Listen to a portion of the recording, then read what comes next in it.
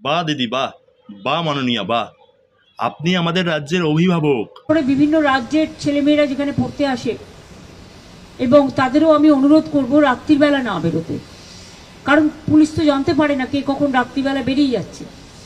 আর private medical কলেজেরও একটা দায়িত্ব আছে তাদের স্টুডেন্টদের টেক কেয়ার করা। পুলিশ তো আর বাড়িতে বাড়িতে গিয়ে বসে থাকবে না। কেউ যদি রাত্রি 12:30টায় বেরিয়ে কোথাও যায়, ঘটনাটা নিন্দনীয়, আমি ঘটনাকে সাপোর্ট করছি না, যে যেখানেই যেতে পারে তার অধিকার, কিন্তু সবার একটা, যারা হস্টেলে থাকে তাদের একটা সিস্টেম আছে। ও ফার্স্ট ইয়ারের স্টুডেন্ট এবং এটা প্রাইভেট কলেজ, আমি ডিটেলস খবর নিয়েছি এবং আমি পুলিশকে বলেছি স্ট্রিনজেন্ট অ্যাকশন নিতে। বাহ দিদি বাহ, বাহ মাননীয়া বাহ, আপনি আমাদের রাজ্যের অভিভাবক। কোথায় আপনি যাতে মানুষ নিশ্চিন্তে রাস্তাঘাটে ঘুরে বেড়াতে পারে সেদিকে লক্ষ্য রাখবেন, তা না করে আপনি কি বলছেন? আপনি মানুষের সুরক্ষা দিতে পারছেন না, তাই আপনি বলছেন কেন এত রাতে বাইরে বেরোনোর কী দরকার, রাতে বাইরে বেরোনো উচিত না মেয়েদেরকে।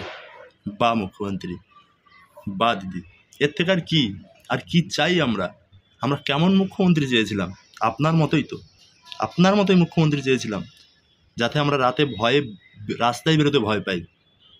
আপনি থাকুন, আরও 50টা বছর থাকুন, থেকে আমাদের পশ্চিমবাংলার যে সুশাসন বা যে মানুষের সুরক্ষা সেটা শেষ করে দিয়ে তারপরে যান।